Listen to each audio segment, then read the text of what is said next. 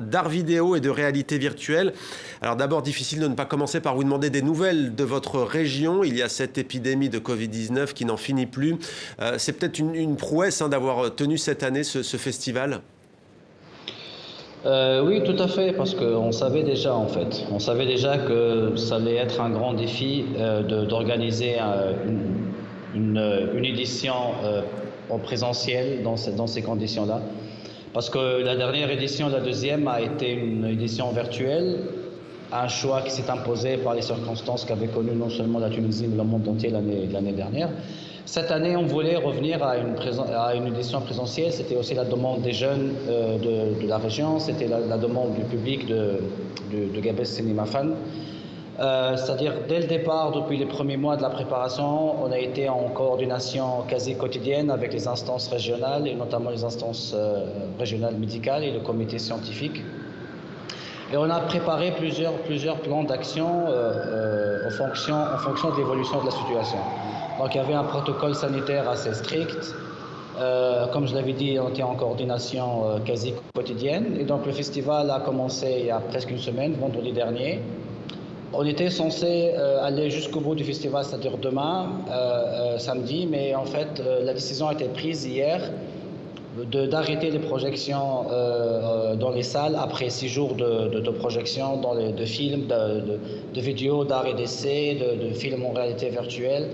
On a coordonné avec les instances et on a anticipé.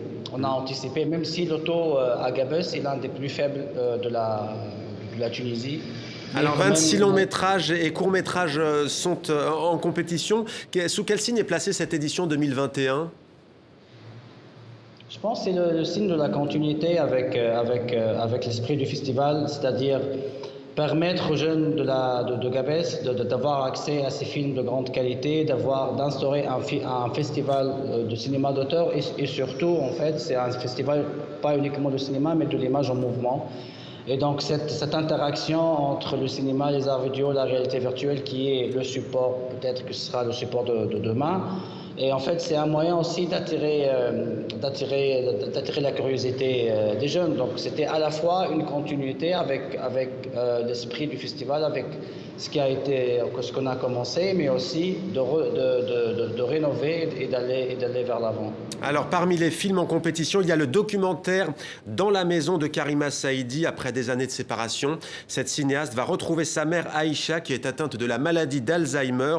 Ça se passe entre Bruxelles et Tanger. On oscille entre la pudeur, les aveux, les ruptures, la joie, mais aussi le deuil. En fait, tout ce qui a rythmé l'odyssée de cette famille marquée par l'exil.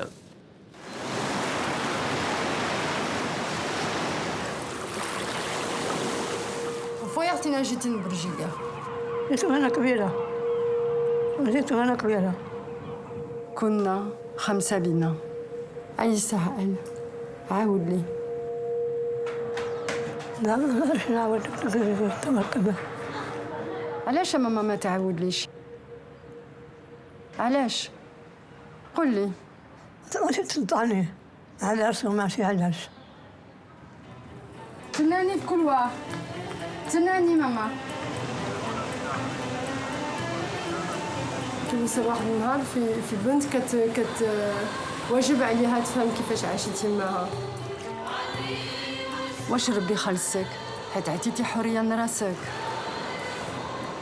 شنو كنتي كتحلم شنو كنتي كتحلم لنا حنا ما شنو كنتي كتمنى في هاد الحياه Dans la maison de Karima Saïdi, Samit Lili, pourquoi avoir voulu mettre ce documentaire qui a un côté universel C'est à la fois universel et à la fois il a un ancrage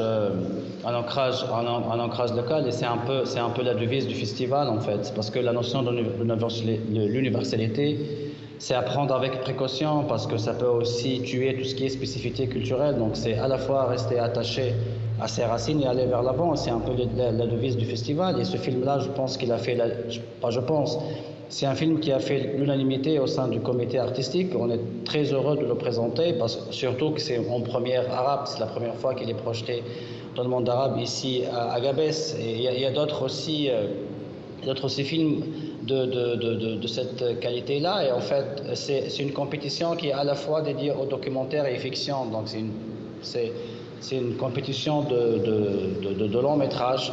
Et le film de Karim Saïdi fait partie de cette compétition avec les d'autres films du Maroc, de l'Algérie, d'Égypte, parce que la compétition, elle est dédiée aux films arabes, aux réalisateurs et réalisatrices arabes. C'est pareil aussi pour la compétition court-métrage.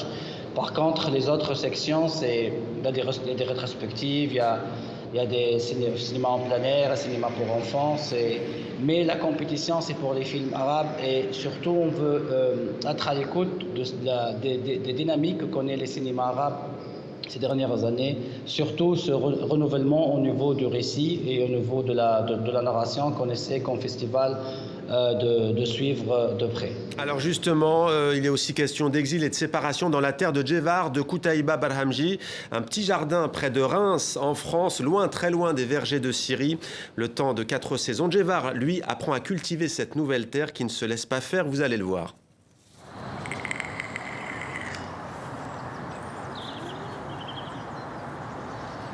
نازل صاروخ معمل البصل هلا بسلامات شو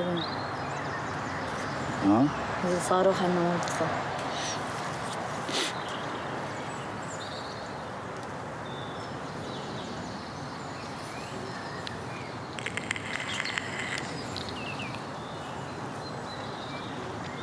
كاتبين بتوقف بتحصد الثوم بعد ما بيصفر الورق كله. بالله؟ بس يصفر الورق بتحصده. كله؟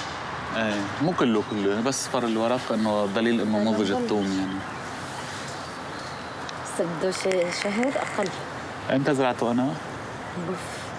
بالشهر العاشر بده 8 اشهر هو. اي عاشر شبه؟ بالعاشر السنه الماضيه. عن جد؟ لا قبل حتى. نو 9 السنه الماضيه. شبك 9 كنت فندان يا زلمه. ايه بالعاشر زرعته بالعاشر. La terre de Djevar, c'est donc l'un des films que va pouvoir voir la jeunesse de Gabès. Justement, Samit Lili, 10 ans après la révolution tunisienne et le départ de Ben Ali, est-ce que les territoires oubliés, loin de Tunis, ont été reconquis, si l'on peut dire, par la culture ? Petit à petit, en fait. Le chemin est encore long. Il y a beaucoup de travail qui reste à faire et le développement culturel, on ne peut pas le dissocier du développement régional et du développement économique d'une façon plus générale. Oui, il y a un travail qui commence à se faire, il y a des initiatives qu'il faut encourager, mais je pense qu'il y a un grand travail qui reste à faire et le développement culturel, on ne peut pas le dissocier du développement. C'est bien entendu une partie, bien entendu, des défis qui attendent la Tunisie.